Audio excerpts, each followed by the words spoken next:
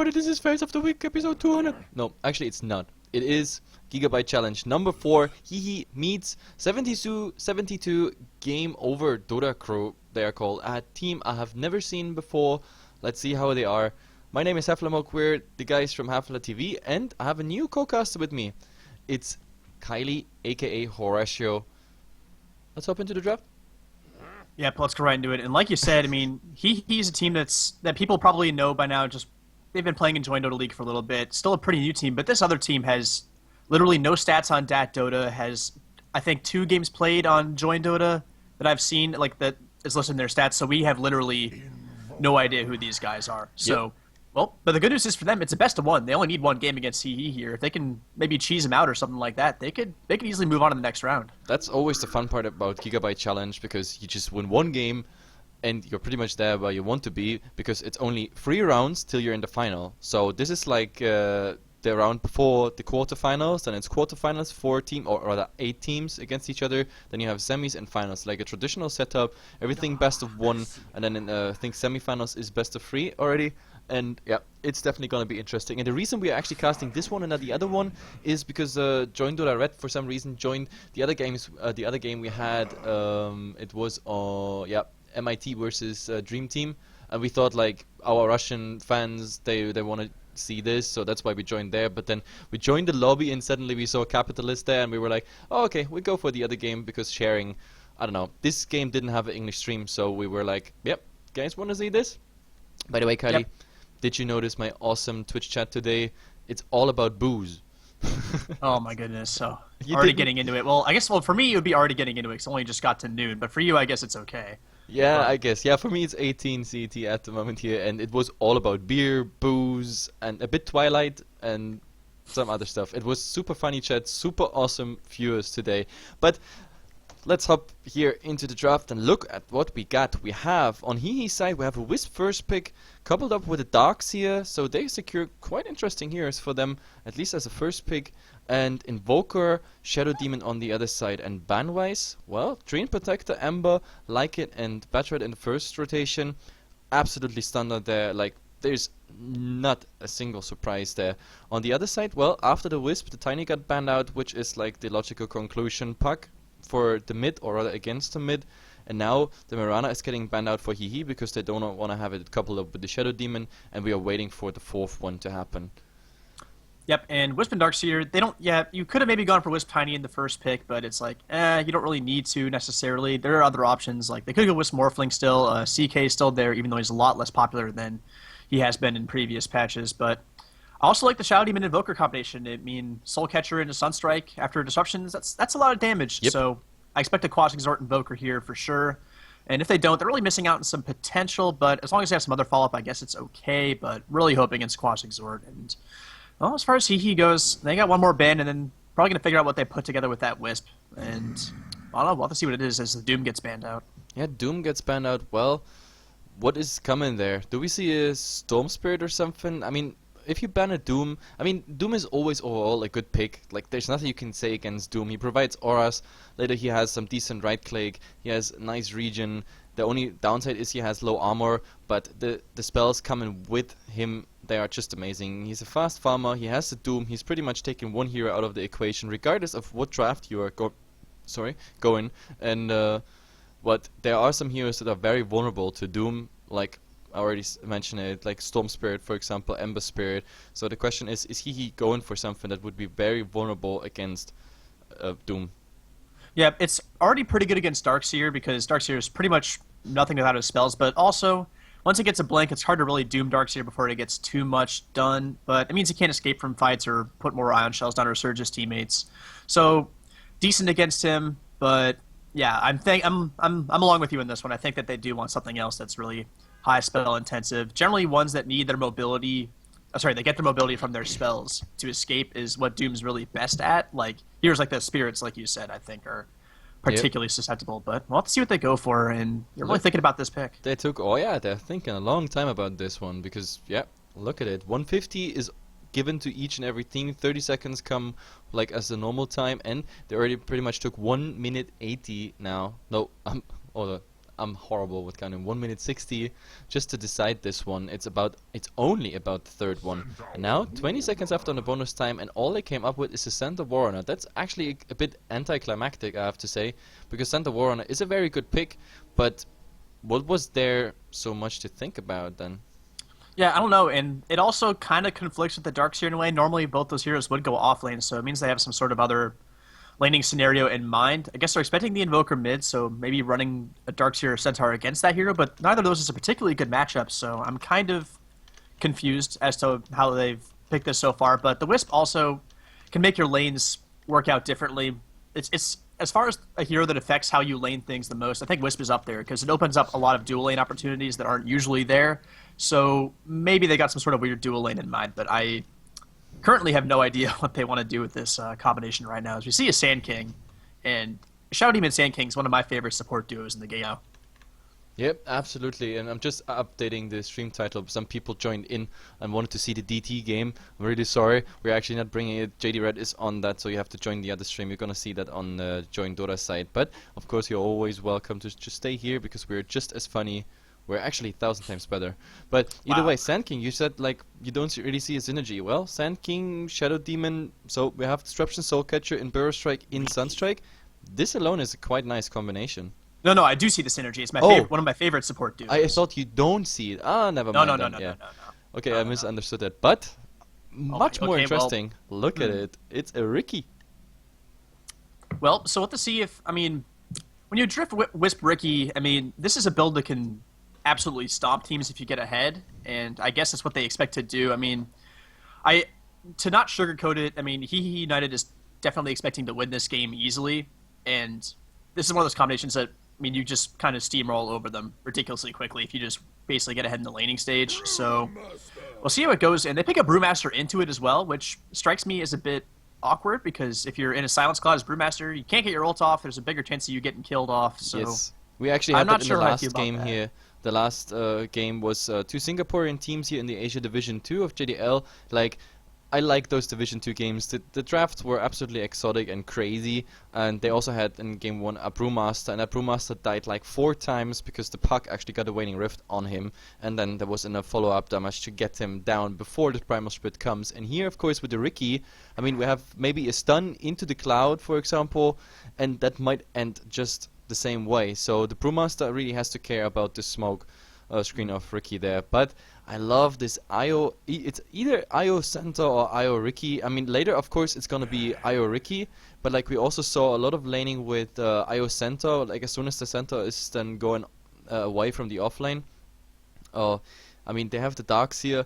To be honest, I have no idea how they lane because they have many options at the moment. Like we might actually see that IO pairing up with the Riki from the start, the Darkseer in the offlane, and the Centaur Warrunner farming on a safe lane. Like, actually, if I remember correctly, the last time I casted HEHE, they already tried something similar in a tournament where they couldn't win anything anymore. So they had like some new, I don't know, some new ideas, everything bringing in. It's not the first time I see HEHE with Riki and IO, I think. Yeah, and it's a really, especially with the buffs Ricky's gotten, he's actually a really, really annoying laner to deal with now. It's really hard to outlast hit him once he starts backstabbing his own creeps. The damage is just ridiculous, hard to last hit through it. So whatever gets paired up against him will have a tough time. Going to be a Shadow Shaman for the last support here. So I'm definitely expecting the Wisp Riki lane, but other than that, I mean, Centaur and Darkseer both want their levels pretty damn badly. So I'm curious to see where the Shadow Shaman does end up. Yep. So I'm guessing that it will probably be a Darkseer mid, but I mean, they could do either of those offlane or mid technically, but they'll have a sad time against the Invoker, I think. To be honest, I don't see quite a future for this Shadow Shaman. He's not gonna be happy in this game because, except for the hacks, because Shackle, he won't get the Shackle throw. I mean, there's the Invoker waiting, there's the Shadow Demon waiting, as well as the Sand King, and if the Brewmaster is in his Primal Split, he has, say, the stun, the Boulder Toss, I think it's called, yeah, there as well. But of course, there are the Mass Serpent Wards, and the Mass Serpent Wards are kind of awkward for each and every team when they get, especially. Oh my God! I think we have a rehost. Did you check I think the you might be chat? right. Let's see. Looks like. Oh, yeah, they looks have like to we're trying change the server. So yeah, we go just for a fast remake. Let's see. Bup. hope the password actually stays the same, and yes, it stays the same. So there we go, and I showed the viewers today the complete lobby. Here you guys, no fancy overlays whatsoever, which just show you everything. Everything, all the secret lobby chat. We're transparent. We're completely transparent here at Heflatv. Yes, 100% transparent. No, usually I don't, and to be honest, I am usually against viewers seeing, for example, lobby chat. I know there's some viewers, some streamers out there who actually show the lobby, but the lobby is actually supposed to be private because sometimes there's actually some crucial information shared among streamers, manager, teams, etc., etc. But yeah, I mean here, this is, yeah, I don't think anything is gonna be shared here anyway, so it's all good. It should just be pretty much an instant remake here. Yep, all picks lined up, so not gonna have to even click through the draft. We should be back. Yeah. With this. I said it, by the way. I had something similar today with the remake, but like Volvo, for some reason, they have still a long cooldown, so they pick all the heroes. As soon as everybody picked, then there's, I don't know, 30 seconds countdown ticking, so you're looking at that screen, everybody picked, but you still have to wait for that thing. Like, for some reason, I wish they're gonna change this in the future. For some reason, it's not instantly going down. You have to actually wait. We're gonna see that in just a couple seconds. This is something, I don't know, where I have to write a mail to Volvo. Please change. Yeah, and it's just typical all picks. So that same waiting time is always going to be there. But yeah, there needs to be like a tournament all pick or like just like a remake option. I don't know. That'd be kind of nifty if there's like a remake option just for whoever's hosting the game can just. Yeah, that would make actually a lot of organizing much easier. You're absolutely right. But there's actually many things. It's funny though.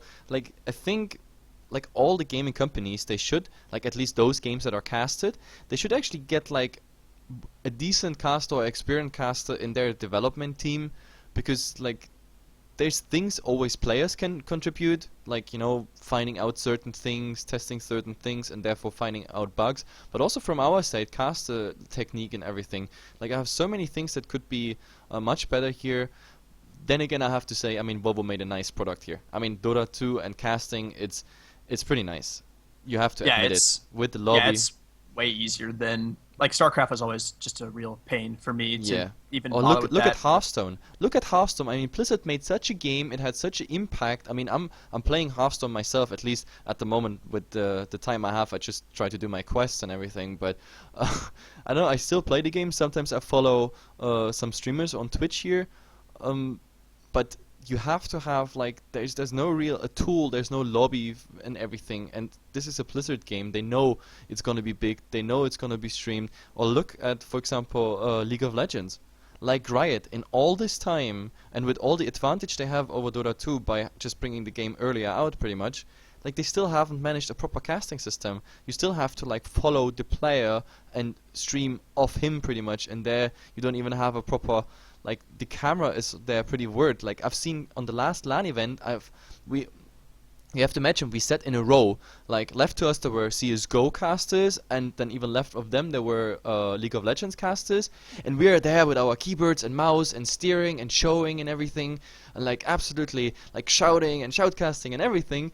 And he was like sitting there, one hand on his microphone, and the rest was everything done by the computer. Like he had like directed camera and everything. It was so lame to watch. Like I have.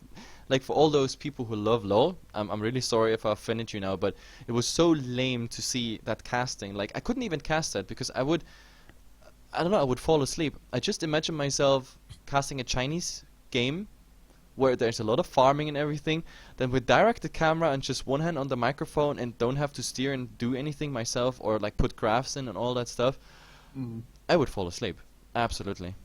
Yeah, I mean, you just miss so much too. I mean, not being unable to like direct what you actually want to pay attention to. It's, I don't know. I guess, I mean, maybe that's the difference in the game. In the games, there's not as much to look at. I mean, obviously, I'm biased because I play Dota, so I think I'm about to say about League of Legends might have some sort of negative bias to it. But like, I don't know. It's, I mean, there's a little bit less to focus on as far as item decisions go, I think, for the most part, from what I understand. But I don't know. Even still, you want to probably look at some things on other parts of the map that are decided by you, and actually like look how close someone is to a next item or something like that. But yeah, it's, I don't know, but I mean the funny thing is, I mean Dota is so deep and detailed that I couldn't even imagine like a director camera, for example, doing your job. And there's so much like I hate those casters that always say like, oh, there's nothing to say. I mean, yesterday actually we reached our limit. Like for all those people who were watching Heflatv 2 yesterday with me and Kylie, okay, that was like what 25 minutes, 30 minutes break,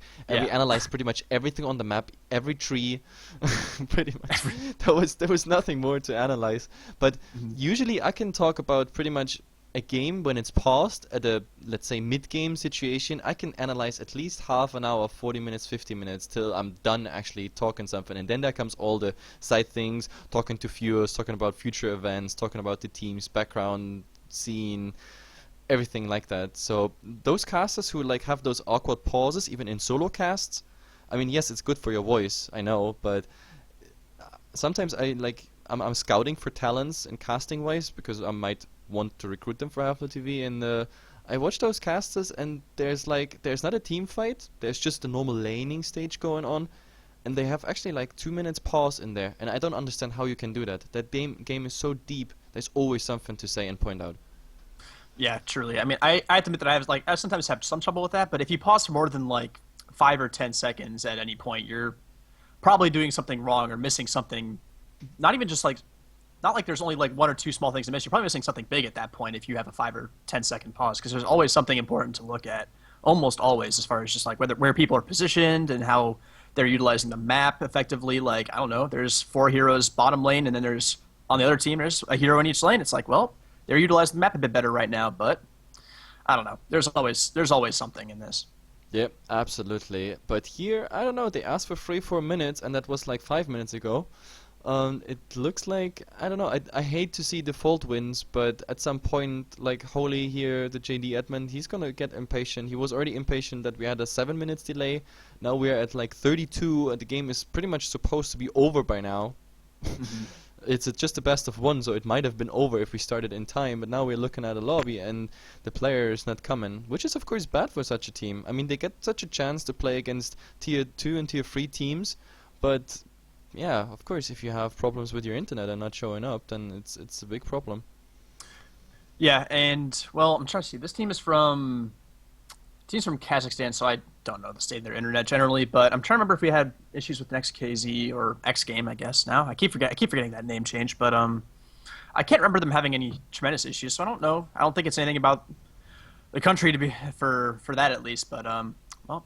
Oh, I thought someone showed up. It was just people switching slots. Oh, God, don't do that to me, fake Xiaowei. He just shrugged you off there. It was like, oh, yeah, someone joined. Oh, wait, no. He just changed there. Damn you, Director 8. Why would you do that to me? But, you could be trolling and add some bots as well. That's there we go. Also unfair something. Bot. Unfair bot is unfair. Oh, my goodness. But, yeah, I'm with you. I hope they show up pretty soon because, I mean, we have there's supposed to be another game in 25 minutes now, so I think that's true. Yeah, there should be the next round starting at 1900. Yeah, the next round is, but the next round is not gonna happen without this this result coming out. So yeah. I think it's all good. And to be honest, if we're lucky and JD Red is too impatient to wait, we're gonna have this one on our own, and the other one is gonna be casted by Heflatv 2, so it should be all fine. And if it's also like, let's say, a pretty fast game, then we're right in time, because guys, we only cast the first part of Gigabyte Challenge 4. The second part is all gonna be covered by Coucher and Mito, our new caster from Taiwan. Amazing guy. Don't worry, Taiwan doesn't mean he has an accent. He's actually speaking amazing, clear English. Does he? Did you hear him yet, Kylie? Yeah, no, he sounds very, very clear. It's good. It's absolutely. To be honest, if I didn't know where he's from, I would have said he's a native somewhere. I don't know, United Kingdom, somewhere there. Yeah, he's got a really good voice. It's pretty damn nice, and yeah, he's got really good insight as well from what I've listened. I've only listened to 2 or 3 of his casts so far, but they've all seemed pretty damn good to me. So. Yeah, no, I mean, he is a player himself. He has a team and everything. He's managing stuff, drafting, etc. So having such a co-caster with such deep insight into the game, it's always amazing. Like, and what I like the most about him is that he always goes with the pace of the main caster. If the main caster is fast, then Then he's also going in a fast mode. If everything's relaxed, he's also like just adapting to it. It's amazing. But yeah, those guys, they're gonna cast then pretty much everything that's left of Gigabyte for today, and we're gonna swap, at least if everything's going according to plan. We're gonna take the Übels, the German team, versus Infuse, the British team. That's gonna be definitely interesting. Yep, they're both very close in the JDL standings in their groups too. So it should be a pretty even match, straightforward. And yeah, Infuse is a team I do want to watch. I'm pretty interested in that. Good old UK Dota, got to give it a shot. I want to see a UK team do well at some point, but they just never seem to really churn out anybody much. I think Infuse is the best team in England right now. I don't know. Correct me if I'm wrong, or if you even know that. No, I have no idea. But our other Heflatv caster, Benji, he has a lot of insight because, like, before he joined us here on Heflatv, he was casting only the UK scene. That's why he has such a nasty British accent. British. But yeah, so that should be a close one. And also, yeah, definitely. The games after this one as well. I mean, the winner of this match will go on to face the winner of Miracle and Tenebris and Dream Team. So, assuming it's HEHE United, I don't want to like throw Almaty under the bus quite yet, but I believe that we can assume that HEHE will win most likely. That next game will be really, really good. That first game was already really nice. I've seen HEHE throwing easier games. Trust me. Yeah. Like HEHE, the funny thing is he is like how can I say it? Like Power Rangers is like the tier 2, tier 1 Slayer, and he's like the tier 3, tier 2 Slayer. It's pretty amazing because sometimes those guys, they beat teams absolutely unexpected that this is happening. The same with Power Rangers. And but I've seen HEHE and Power Rangers throwing games that they were supposed to win, even while, I don't know, being in a coma. So never say never here. Yep, yeah, definitely. And well, the game hasn't started yet, so it's kind of hard to call it. But well, that's the expected one. But well, if Almaty can pull one over HEHE United, then it proves that they've got something to offer that we haven't quite seen yet. So even in that case, the next game may be pretty damn good. And yeah, I don't know, not a whole lot more to say that. But other than stay tuned after this, eventually this game might happen one day. Let's see. Pretty much. Yeah, we're. Admin asked for estimated time of arrival. One wasn't offered quite yet, but apparently he's coming. I don't know. One day. Soon. Oh, well, now the JD admin is actually offering to stand in. Yeah. What is with us? We've had pretty bad pause and delay luck. Yeah, the last couple of days. No, wait. Why you bring me in there? It's you. Like, oh, come on. No, I had no pauses when I was alone. And you come, all right. The game doesn't even start. Actually, it gets I'll worse take the from hit. day to day. Yesterday we had pauses, today the game doesn't even start. So, what happens tomorrow? Like, tomorrow my internet is down. Oh, man. Kaibutsu suggesting that the last Kazakhstan player is milking a yak. So that's racial profiling. There you go. Oh, this is some amazing chat actually. That's why I love to show it to the viewers. Because like, I mean, if viewers already have to wait, they have to get something. Not just us talking some, well, very limited stuff. Also the lobby chat, because lobby chat is usually fun. And in this case, yeah, it definitely is. Yaks being milked, pretty much. Let's see. Well, 2 or 3 minutes, and he said that a minute ago. So hopefully in a minute to 2 minutes, that man will be here. I mean, the original asking 3-4 minutes was 12 a long minutes time ago. 12 minutes, exactly, yeah. So his, I don't know, measurement of time is not as accurate as I'm used to it. No, But then certainly. again, I mean, yeah. I mean, as a It's not that- caster, we are all living on the time, like every day working through schedules. The worst thing is always time zones. Hell, I hate time zones. It's a horrible invention, pretty much. But then again, would be kind of odd if it's, I don't know, lunchtime for you and it's dark outside. I don't know. It'd be fine. Well, whatever you're used to is, I mean, it'd be fine. Because, like, right now, 2 p.m. means it's sunny outside. But if it was, I don't know, if we had been living in one time zone the entire time, 2 p.m. being, like, dark outside, I'd be like, oh, that makes sense. So, Yeah. it's You all know, about- for me, all it's about actually worse because, I mean, not just because I'm a manager of Heflatv and I have to manage all the casters of different time zones. I mean, we have everything from -9 to +8. I mean, we have GMT, we have CET, we have CET +1, we have CET +8, Korea, we have now Taiwan. I think that's even +9. and then we have you guys from North America, and even there you are in a different time zone. It's just crazy. And what I hate the most, I mean, usually, and this is also a big mistake, many teams actually lost games because of that. When it's winter and summertime, like the daylight saving stuff, it's horrible because each time zone has a different date when they swap. Yeah. So Oh, like God, usually that's so everybody confusing. is like, I don't know, for 300, I don't know, for 300 days in a year you're counting, I don't know, -8, and at some point it gets plus -9 or -7 or whatever, depending on what time zone you're living in, and then everybody's just mixing up. It's just horrible. All right. Well, admin has made his admin decision, so they have 10 minutes to get their guy in. Hopefully it's sooner than that. I'd rather not wait another 10 minutes, but Yeah, I You'll prefer if he had said like 1 minute, but my math teacher always said like the 0 has no value. But I think he also said something about the position behind the 1 and in front of the 1, but that's another story. I never paid attention there. yep. And well, so we have a maximum of 10 minutes allowed for, I don't know, just make enough time, I guess. Yeah, Missed I don't know what else Walker, to talk about.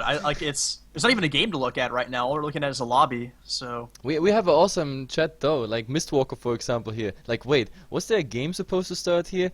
I thought we were all just chatting away. See that? Like people are not Exactly. here for the game. Who's here to watch Dota? We're just here chatting. To be honest, well, I should- they're technically watching Dota. a Dota lobby. Yeah, It's Dota, man. It's all the same. It says Dota in the top corner. It's all right.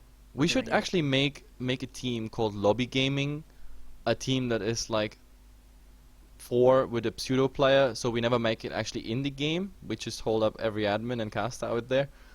We just join every tournament, so everybody sees the lobby, and then Lobby Gaming successful. Yeah. I think we wouldn't get into many games. I don't think we get into many tournaments that way. But By the way, the first one would work.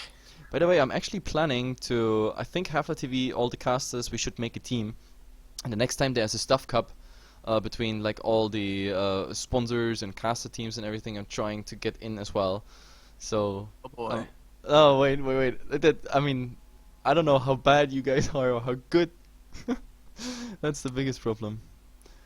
Well, I mean, I don't know. It's gonna be I'm adventure. I'm very down on myself, but I don't know. I don't think I'd pull us down too much. Can't say the same for Roxas because I love Flaming Roxas, but Yeah. he's good. He's No, fine. the problem is like we're all so nice to each other and everything works out fine in Heflatv in the background, but But once we play a game, yeah, it's gonna be a very hostile situation. oh yeah. Don't never play Dota with real friends No, or it's people you bad. work with. It's a really really bad idea. No, that's why Oh. I actually started to smurf, but then again I'm not smurfing because I want my levels up and everything, but like I'm getting muted, and the problem is Volvo is so retarded that like when you're muted in game, like as a penalty because too many people reported you for whatever reason, it doesn't even have to be flaming, just you winning a game for example, and bam, the 5-stack Russian team or something just reported you. But no, then you're actually muted as well in the lobby chat, like which is a private chat and everything. It's nothing public, so you cannot interact with admins and teams and everything. I had that, and like each and every time I had to get a co-caster or even someone else from Heflatv just join the lobby to communicate with the admins.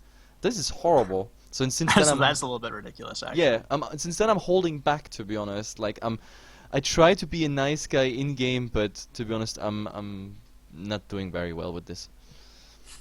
Yep, and well, let's see. Time update, 12:40. So it's been about 4 to 5 minutes since that 10-minute ultimatum. So T-5 for a forfeit of this game, which would be certainly a shame. I mean, no one. I mean, like you said, I mean, this team has. This is the first thing they've really qualified for ever, as far as I can tell, and just not being able to get a guy in for the first game of that tournament's probably not the way you wanted it to go. I would imagine. Like the viewer sub to Entropy, he's still on the drunk trip. It's all about booze. Oh Like he my really goodness. wants me drunk. But it's there's always gonna that- happen. There's the drunk curve after one or two drinks is the sweet spot because then the edge is off, the nerves are gone. But then past that, you start to lose your motor functions, and then things start to go a bit downhill. But yeah, no, that couple No. of drinks in, that's the sweet spot, man. To be It's honest, good. I was always strict because when I play, I'm a very competitive guy, and Wait, both teams ready? What? What is he asking? There's I don't know why he's asking that yet, but they say he's coming soon. I don't know. I don't really believe him, but until I see a guy there, I don't believe them. He's like, Oh, they're doing it again to me. Please stop. Oh, it's so disconcerting. And now, yeah, now this question is actually quite legit here. Remember your picks? Well, I am not sure. Fair played. Everybody's like, Phoenix? Yeah. Oh my goodness. Teshies? Do I even remember the picks? Oh, there was Wisp Ricky. Yeah, Wisp, Ricky, Centaur... Darkseer, and Shadow Shaman. Yeah, you're good. And wait, on the other side, let me get it together. We had, 1 second, Shadow Demon. We had the Invoker. Then we talked about the Burst Strike. Yep. And wait, don't say it. Don't. I'm waiting. Oh God, wait. They picked 4th and 5th. I have no idea because the Ricky was so exciting. This is exactly, you know where I'm stuck? I'm stuck at the 4th pick, which was the Ricky, and there my memory is absolutely down because I was always only focusing on HEHE's Ricky pick. Okay, they had a Brewmaster. I remember that. Actually, the 5th one is actually escaping my mind as well, now that I think about it. No, it was a Viper. Viper? Yep. Okay. I totally forgot about Viper, but there was another one. What was it? The Brewmaster was the pick after the Ricky that you have forgotten. Oh yeah, Brewmaster Viper. That's it. That's 5. So we got it all together. It took us a while though. Indeed. Well, 3 minutes now. Oh, I don't know if this guy's coming. I don't know if he's gonna show up, but yeah, like, please, like their manager. What's their manager doing? Come on, how can you manage a team if you're a bad player? So just stand in for your team, please. I'm pretty sure Eslor is the manager for HEHE because I've seen him before in lobbies. But I'm pretty sure he wouldn't want to stand in against his own team. That'd be a bit. Well, maybe he does, but then that's a little bit of conflict of interest, I guess. I mean, there's a couple of like old players actually managing teams now, or like players that tried to go in a competitive scene but ended up in a managing spot. Now it's 1 minute. I mean, not just the real 1 minute from the last time he said it's 1 minute. Now he's actually announcing 1 minute. But the hell is he doing? I mean, like we had that yesterday. Like, don't tell me that guy is running to another spot. Like yesterday, I don't know, for those people who were on Heflatv too, for KPG actually, how was it? Ah yeah, his internet was failing and he had to run to internet cafe. And the fun part about this game was, it took us 25-30 minutes. So we went to the internet cafe, then he reconnected, and then he disconnected again. We waited another 5 minutes, and then only to have the team getting wrecked in 5 minutes, if you remember. Yeah, the pause was longer than the game. I'm fairly confident. That's the funny part. Like we had such a long pause, they unpaused, and then suddenly that axe we had in this game started dunking like a madman. It started with a triple kill, then a double kill, and then suddenly they found themselves on high ground and GG'd out. I mean, if you're in such an awkward position, then you might as well just GG and say like, hey guys, okay, we delay the other game a bit, but oh well. Oh, he showed up. Oh, I can't believe it. Oh my goodness. Guys, this is like Christmas and Easter together. We have 10 people in the lobby. And now they're like, go. We did it. Well, oh my god, this is looking amazing. Now, come on, let's go. Press the button, admin.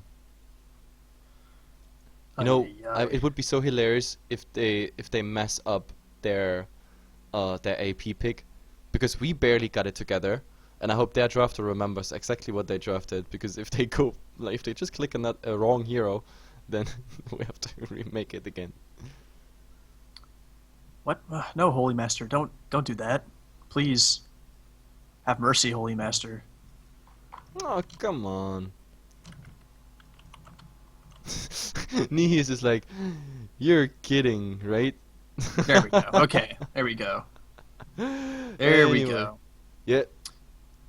I'm not gonna show anything. We just go directly in the game. Yep. So Dota, hopefully it happens. I want it to happen. Oh, all right. Well, good thing the admin's on his game. There we go. The admin actually recorded everything that is. Admin's like, oh, thank God, you know. he needed quite a bit help there, and he's like, Phoenix, yes, please, Phoenix.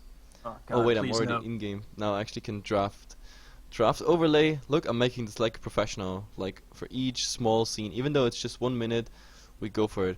Actually, you know, I'm not gonna show it because now the viewers can actually see this stupid cooldown. You're gonna see, like, everybody picked so far except for one in HEHE, and now this will still tick down, and it always takes ages, and I hate it. I just hate it. It's a real, I don't know, pain in the ass, I guess is what I'm gonna say. What I'm gonna call it, but well, eventually we'll actually be able to think about these picks. I don't know, and that Viper's gonna lane against someone, make them really sad, either the Centaur or the Darkseer. So I look forward to someone being pretty damn sad in their lane, but I don't know. Could also be, well, I mean, it could be the Tri-Lane Viper as well. Game Over has a lot of different ways they could decide to lane this, and, well, HEHE, we've already discussed how kind of ambivalent their lanes are with the Wisbricky pick, so I don't know. We'll see who ends up where. You know what's the funny part? I think we're one of the last ones. I think most of the other games are either done or about to be done, and that's why they asked if Capitalist wanna join the cast here. Because yeah, they might have been already done with their game, but we didn't even start yet. There is another game already like being up. So, but we are in game. I can't believe it. There we go, in game overlay, and we go really fast for the team introduction. And there we have the unknown invoker. We call him Mr. HEHE. I don't know, like whatever. It's the invoker. Then we have Sakura here on the Viper. Then Xiao is on the Sand King. We have Maestro, the Brewmaster, and last but not least is David QQ playing the Shadow Demon, and he has a goddamn awesome set. Look at this. Let's get those. Well, they're also going for a level and smoke in the jungle, so I'll try and introduce HEHE very quickly here in case someone gets caught out. We've got on the Ricky, yeah, okay, HWA, that font really threw me off there for a second. Nihis on the Wisp. Heading down towards the bottom lane is the Centaur, played by Relo, and let's see, Darkseer disconnecting for some reason. Wonderfully, it's Kaibutsu. And the last player, Shadow Shaman, can be in the hands of Chip Shajin. Pausing isn't really an option. Oh, that's just like, yeah, I ain't about Holy that. is getting mad. Well, at least Kaibutsu's back really quickly, so. Yep, Kaibutsu was also the last one to introduce. He's gonna be the Darkseer playing here, the off lane, and we're gonna see, well, what are they doing here? Like the Ricky and Nihis, they're like lumberjack mode, trying to cut every tree possible down. But in the meantime, oh well. Ricky is not what you call a strong level 1 fighting hero, so he gets caught out here. The smoke breaks, so Shadow Demon knows someone's there, but can he actually find anything? Well, they don't, so. If they had a disruption, they might have gotten something, but now with Thunderclap, Burst Strike and the disruption, they already skilled everything. They have the tools to make it happen, and Chips is actually, oh my god, he might be the unlucky bastard here that is getting caught out there. Maestro is gonna see him, but they needed the Shadow Demon for the disruption. Now they blink out the Brewmaster, but they're going back to lane. It's just too, yeah, this is just too over awkward position here. So looking at how the lanes are shaking out, it's going to be an aggressive tri-lane with the Brewmaster and the Shadow Demon, and I would imagine the Sand King will make his way down there as well, which is certainly interesting. Against the dual lane of a Centaur and Shadow Shaman, not a matchup you see every day or any day, I would probably imagine, and that leaves a dual lane mid Wisbricky making an Invoker probably pretty sad at some point, and top lane, I was Darkseer right. and Viper. This is exactly how I figured it in the draft, and yep. It's not the first time I see this, but it's definitely gonna be interesting. In the mid already we had the first aggression coming out. He's gonna spam that blink strike all the time. It gives you a nice bonus damage, and of course the first hit is definitely behind the target, which means you're gonna get this nice backstab damage, which is of course scaling nicely with agility. He already has a poleman shield, so some agility is coming his way. The only problem with the entire thing is he did it on an illusion, so the first damage kinda went into Nirvana. And here in this tri-lane, well, it's sort of a standoff so far, but the Shadow Demon, he's just waiting till one of them is crossing pretty much this line, which is a nice line to like get him slowed up. Then again, the Centaur Warner will probably buy enough time with his hoof stomp to get under the tower. Yeah, he's got a stout shield and a ring of protection, so as far as standing at the right clicks, he's actually pretty damn tanky. If they want a pretty certain kill, they need to probably go for the Shadow Shaman, but he's been sitting ridiculously far back. He knows how dangerous this lane is and does not want any part of it, but Sand King rotating down towards this, I don't know. I guess he's trying to like block the stacks here on these camps that the Wisp is trying to stack. So, yep, that's exactly what he's doing. So, yep, and it might smart play actually there. work out. Yep. No, it actually doesn't. When you're close on the high ground, you don't block it, but at least he saw it. And well, so a little bit of time wasted for him, but he's not like he's doing a tremendous amount in lane right now, but they're gonna find Chip Shotgun going for the pull, Oh, maybe there's the disrupt if soul he wants to. catcher. Oh. I'm gonna try and get him, but with the clap and some right clicks, I mean, I don't think it's gonna be enough. And Nope. he's got a decent bit of regen, got the tangos. Between him and the Shadow Shaman, there's a fair number of them, so. It's too bad. They needed the Burrow Strike. I mean, with the Burrow Yeah. Strike, this one actually cost him about 60-70% of his HP. And with the Burrow Strike, that might have been enough because it also would have bought more time for right clicks there. But, yeah, definitely. Kabutsu disconnecting again. Oh, are you kidding me? This game is gonna be What a one of the game. disaster games. Like, trust me, we're gonna end up having like 4,000 viewers here simply because everybody of the other games, they have to wait for us. Because this game Yep. didn't start like till 40 minutes in. Now we have the second disconnect. And the funny part is, he have been the ones like pushing, like, go, go, go, how long is it, how long is it? Now that we're in the game and the guy finally arrived, they're the ones with the disconnect problems. It's just Yep. hilarious. But That's Dota for you. yeah, but out of experience, it wouldn't be the first time. I've already seen it once. They're gonna continue playing. At some point, they're very impatient players. What the hell? Oh god! Like how can I black out this word here? There's Hava is a nice guy. He's no racist whatsoever. Well, it's actually, I mean, that's just the wrong word. I mean, he actually lives in Israel, Kabutsu, I'm pretty sure. So that's actually, Yeah, it's but not the- the probably problem not the with the politically viewers correct is word. like it sounds very wrong. not the politically correct word, but if you take it in the context of that's the country he lives in, probably should have said Israeli internet. But Yeah. yeah, well, I mean, The problem with Hava is that he's even German speaking. Like Hava can actually speak German. I have no idea actually why, because I think he's Finnish by origin. I'm But gonna look it up. They're very multinational. I'm forgetting what each of them are, but let's see. HEHE United. So yeah, Hawa's German, Kabutsu's Israeli, Nihis is Finnish, Chipshajin is Swedish, and I guess the last player on the Centaur right now, it says Relo, but it says Claudiu, I guess, but he's Romanian, so yeah, very, very multinational team. no, but like the funny part about Hava, he's actually like is ready on assuming the game already. Oh, it's hilarious. But either way, we're 3 minutes into the game and still no first blood. So to be honest, my guess, all my rares are here on this tri-lane because this setup is still very nice. All he needs is like that 1 point in disruption. The rest can go into Soul Catcher. At the moment, he's also getting nice XP because the Sand King is staying a bit apart. And we actually have a go here in the mid. Ricky just diving a bit too far there, trying to get the kill, but I mean, Invoker grabs it first, and pretty happy about that. Io does pick up the return kill, but it was ridiculously close, I guess. Those kills were within like milliseconds of each other. Yeah, and we have another go here, and the Sunstrike is actually coming out on the Shadow Shaman, who has Soul Catcher up. Now he's actually buying some time, but the Thunderclap will get the kill, and now Relo actually also kinda in trouble. They will pursue him, and there the Burrow Strike should secure. The Soul Catcher still up. A lot of damage coming his way. I mean, the Panda has to run away, but he has a stealth as soon as the tower stops hitting him, and oh my god, the Hex not coming from Chips. He's not in range, so he makes it actually out. So really sorry about that miss in the mid. I think this is the first blood I missed in over a month. Well, it happens to the best of us sometimes, and well, yeah, I didn't even notice what was happening either. I was too busy looking at this bottom lane. Like you said, it's where most of the action you think would be, but the Whisper Key, they have been pretty much, like you said, blink striking pretty much on cooldown to try and just screw this Invoker, and I guess they got a little bit over ambitious going for that Oh, kill. and look at this. Oh my god, this Wisp, he's gonna find himself in an awkward position because there's a Bad Haste place Rune to be. and the Thunderclap. They just found that Haste Rune. There's no vision whatsoever by HEHE, and in the end, we suddenly have a 1-4, and HEHE in a really bad position. I mean, the first blood was already a small advantage because it was a 1-1 trade. Now that nice tower Cold dive, snap, and Ricky by himself is just sitting duck in lane if he gets ganked. this Sunstrike doing so much damage after the Cold Snap and the Burst Strike. They're going all out here. It's amazing. Yeah, Now we have a go. Top lane. With the Wisp trying to help at the Centaur get this kill. Double Edge as well. Trying to right-click on his Viper. He's still pretty tanky. He has that 1 point corrosive skin. Tries to get a salve off. Wisp cancels it, and Centaur picks up the last hit. So Yep. they do find a return kill in the top lane.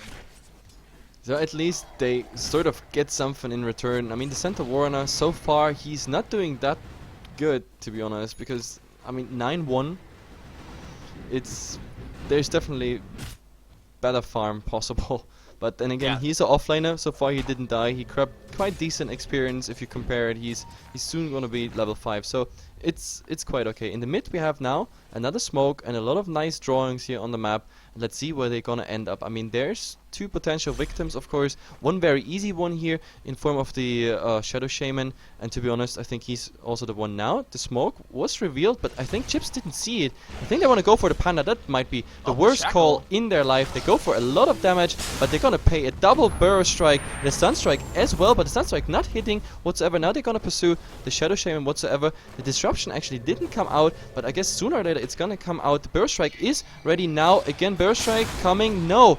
Why are they hesitating? In the end, they get 3 kills for null. That was too much hesitation, and I have also no idea because they stopped here in the jungle for some reason. They wanted to wait, but it cost them 3 kills, or 3 deaths rather.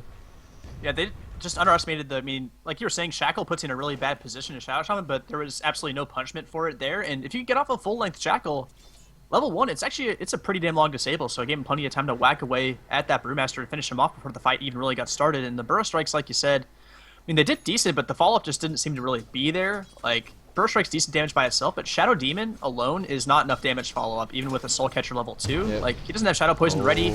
Well, Kabutsu taking a lot of damage, but yeah, he can just surge away. So. Surge. Easy away. And it's really too bad because also the timing. Oh, in the mid we actually have the Rookie going for, and this combination is so evil. Like, did you just see that backstab damage after the strike? It's pretty amazing, and also the Wisps pretty much hit him completely. So that Invoker, I don't know, he lost like instantly 70% of his HP, and the Rookie is now level 6. That means he's invisible, and well, I don't know what they want to go for. There is the Sand King, of course, waiting with the Shadow Demon, but I don't know, they don't have a quite initiation as well as no detection. I mean, look at it. No detection whatsoever, so going for that Rookie is kinda pointless. Oh, we have to Stampede. Centaur just at level 6. There's gonna be a Hex as well, and Hoof Stomp on top of the Shackle does stack the stuns a bit. Will this cost them a kill? Well, the Viper Strike actually might have. Like, he needs to find some more damage here. Ether Shock is there. He goes. Okay, it just got enough mana for it, so he does manage to finish it. Oh, but there's a bad timing here in the mid. But with the Sun Strike, they actually get it. Like, I actually thought this was a bad timing because he just started with Cold Snap into the Disruption after the Sentry came down. But like when he came out of the Disruption, the Sun Strike finished him off. Of course, this is Soul Catcher, level 2 already, so we talk about plus 30% damage. So, nice combination in the Rookie, just not enough H-pool. What did I just say? HP pool. Yeah, I mean, like Soul Catcher on top of, now it was a level 4 Exhort Sunstrike. That is a lot of damage coming down, so, like, I mean, it's just, it's absurd amount of pure damage, basically. And he doesn't really even have hard 800. He like 996. That's his HP pool, and he already lost a couple of HP before, and yeah. If you're not entirely on 100% HP there, this combination is gonna kill you. Yep, and I mean, they are finding kills, but they're now tied in the tied in the kills on the scoreboard. But looking at the support levels, both at level 4 for the Dire side and both at level 6 for the Radiant. So getting a lot more of the laning setup right now as far as support levels go. They've been spending a lot of time roaming, and they found some kills, but they're gonna keep looking for more here. But they need to find some farm in the Sand King. He needs a blink pretty damn badly. Level 6 as well, so if they keep roaming around and spending some time, if they miss a couple of kill opportunities with this smoke and other roaming around opportunities, they're going to be in a bit of a bad shape. Yeah, but this time it has to work perfectly against Starkseer here. The Disruption is already out, the Thunderclap will follow up as well as the Burrow Strike and the Sunstrike on top of it. Now he's really low, he's using the wall, all three get like a nice mirror image of themselves, but it's not going to change the outcome. Darkseer is down.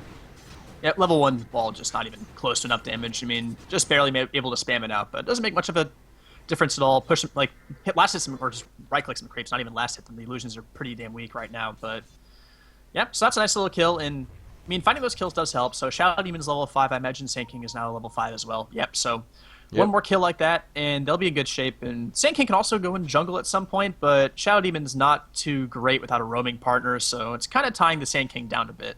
Yep, and now we see actually a Shadow Shaman and a solo smoke, and Viper is gonna be the target. The chicken just arrived here, but does he want to go for a chicken snipe? Actually, he's trying. One hit. Oh my god, he's using the Mass Serpent Wards. Perfectly done. Dire Courier down. That may be the first time I've ever seen that. Yeah. And that was a. I mean, and the good news is, I mean, he'll get some last hits out of it too, maybe. Oh, one last hit, please. If you write that down, we're gonna put that on YouTube in our must fails, must play, or like good plays list. Like 10 minutes in this game. Just write it down and remind me later when I do the woods. Yep. I mean, he put him down. I mean, and they put him down next to the tower, so no real chance for them to be farmed by the enemy team, and yeah, really no harm, no it's foul. Nothing there. lost. It's really nothing lost for him. I mean, he had to walk there, of course, if you consider XP and farm loss in that time. But he's a support; he would not have gotten any farm anyway. So courier down. That means, of course, besides of course not getting the items from the base, it's a lot of gold for HEHE. So it's absolutely worth it. Yep, certainly. And not having the courier this early in the game, when you're getting like those couple of smaller items out to help you survive in the mid game, it'll delay those just a little bit as well. And gold for all, like gold on your supports this early on as well gets you maybe faster arcane boots if you're going for that.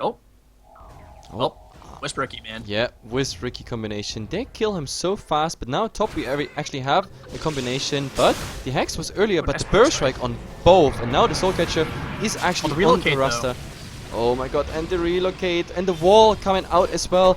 The Centaur super low, now the Thunderclap comes up as well as the ultimate, so the Rasta will go down. The question is, do they get more the Ricky, or they vanished with the help of the IO? A nice Cyclone there, directly after he used the Surge. And now, yeah, it's all about getting the stun out. Did he use the stun? Yeah, there it is, the Hurl Boulder, and...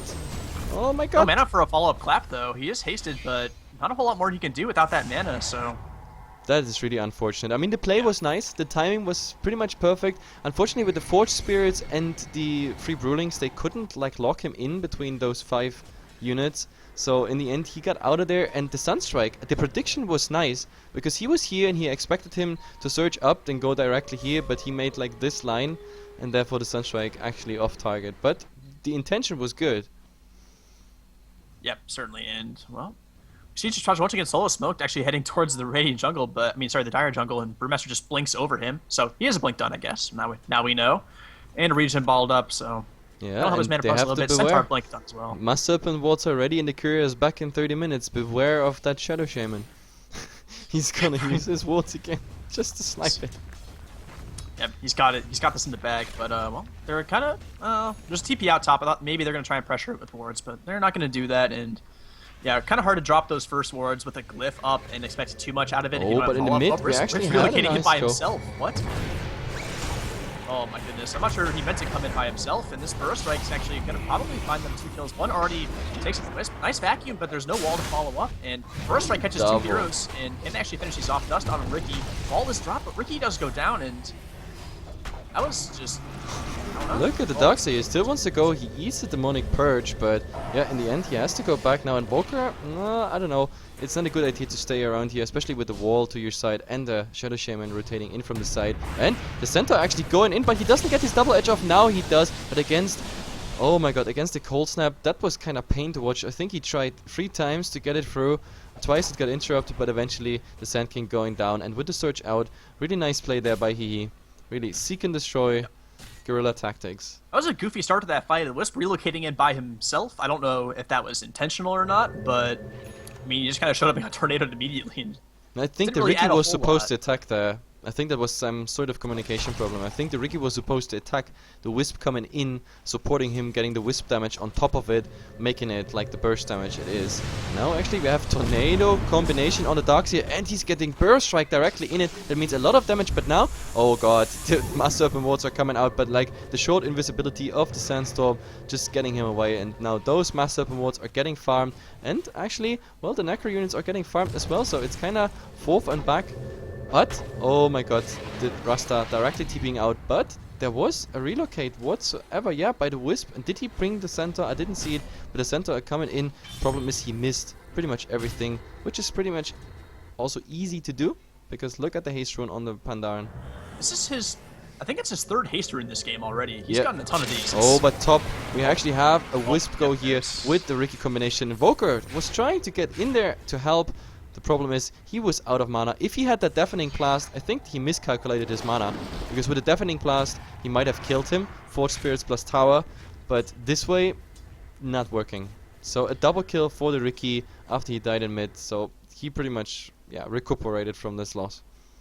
Yep, and yeah, finding those kills top is really nice. Killing 2 core heroes. That Invoker probably the biggest kill, considering that I think he probably was the highest level in the game before that. But well, looking at the lineup for HEHE, they have 4 heroes at level 11 right now, and their lowest is level 8. The support's still level 7-6 on game overs. So yeah, I'm showing the view. It's funny. Everybody look at the hero level graph. Like everybody. Oh, they actually have a go here on the Ricky. There is a Sunstrike. This Sunstrike is gonna finish him off. He has no way whatsoever to blink away. Even though after 6.81 you can actually like blink similar to PA like on allied units. So I think he had the option to go to the range creep there in prediction of that the Sunstrike will come sooner or later.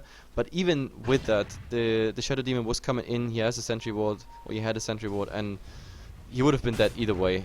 But yeah, looking back to the level, there's only 3 heroes not having it. But oh my god. Oh, I don't know about that TP. Yeah, this TP was really awkward, and the tower's going down as well, and the Invoker now in trouble. Oh my god, the Shackle's coming out, as well as pretty much the entire team except the dead Ricky, like munching through that. And they go for more. There's a relocate in top. Oh my god, but the Wisp already getting the Viper Strike, but this stun here, self-disruption is gonna buy some time, but yeah, he's gonna go down, and now they are in pursuit of the Viper. Ricky is back. He used that time, of course, to just TP there. Easy kill and a complete team wipe. What a play by HEHE there. Striking in mid, relocating top, and doing the same there. We're gonna get a team wipe and 2 towers out of this, basically, pretty much. That's a pretty significant lead there. They're gonna force a glyph out, but I don't see any way they really defend this. So yeah, it's just buying a couple seconds. Yeah, that's all it is. But since the enemy team is dead, I'm gonna use that time to show the graphs pretty much for the first time. HEHE in experience, especially after this these 2 pretty awkward fights. It's going up and up and up. Like the next time it's updating, it's probably at like 12k XP advantage. And looking at the gold, well, it's not that much, but still for 17 minutes over 7,500. Well, and we have a nice burst strike here actually on chips, but the wall is hitting both, and the hoof stomp double edge already finishing off the other one. Now the Invoker actually landing a nice meteor, but the Centaur Warrunner so aggressive. Another nice burst strike, and these actually mean that the Centaur will go down no matter what Wisp is trying to do there. But Ricky is now under the tower. That's an awkward position actually, and now he's using the stick, buying some time, but in the end it's not enough. And another burrow strike on 3. These burrow strikes are $1 million burrow strikes, simply as that. But the Viper had to run through the wall, and now he's getting on the high ground. He's now the living ward. And Iron Shell that creep. Iron Shell that creep. Yeah, if he Iron Shells that creep. Wisp balls finish it off. Yeah, and the Shadow Demon. Oh yes. Nope. He's buying some time, but with the Wisp damage, no, actually, yeah, there it comes. There's the kill. But the problem is Pandaren is back, yes, I think, yeah, the Blink Dagger is there, so he's going for that Wisp. If the Darkseer goes in the other direction, he's gonna tether away. No, he's not. Actually, that was the play I was like predicting. Darkseer running to the right and then Wisp tethering. But yeah, he was searched. That's just enough. Yeah. After that first Blink clap, really no way to really catch up too much. And well, a bit of a clowny fight. Like Sand King's one of those heroes that's absolutely brilliant against overextension, just because one burrow strike just completely kills a 2 to 3 hero dive. He had 3 double, like he had 3 double and 1 triple burrow strike. Those burrow strikes were golden. Like without those burrow strikes, we would have seen another team wipe. So those burrow strikes actually saving the day. I mean, it was still a better trade here for HEHE in every aspect, but like those burrow strikes at least made it half as bad. Yeah, and the problem with Sand King is if you roam with him and you don't really, you're missing a lot of far potential if you roam with him.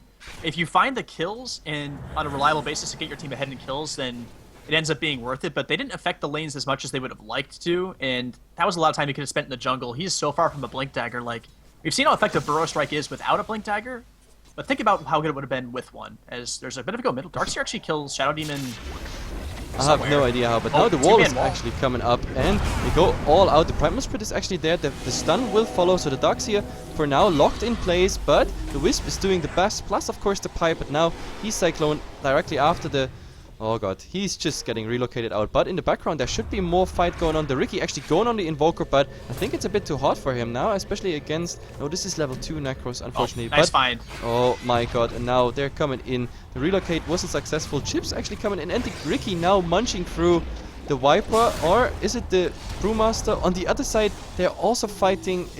This fight is going all direction, and they want more. They're just gonna get it now. Like, there is of course the slow by the Demonic Purge and the defensive disruption, but Maestro is down. It's just a matter of time till the SD goes down, and Viper is last man standing. GG. Last man standing. Yeah, he is dead as well. That's the second team wipe and some really awkward fights before 20 minutes in, and he decided the game for them. 200 ping. He says. Pretty much.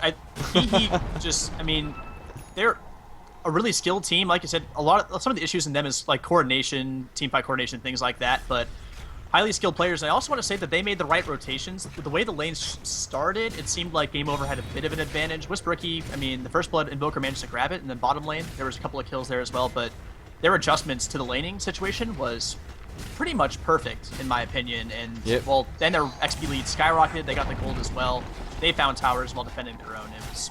Problem is now, the admin is sleeping, so we actually have to wait till they either finish or till it automatically gets out because no one else is in there anymore. But yeah, I guess the admin didn't expect a 20-minute GG, even though it wasn't too unexpected. But yeah, for the viewers, guys, stay tuned. There is a follow-up game. We should have the time for it, I guess.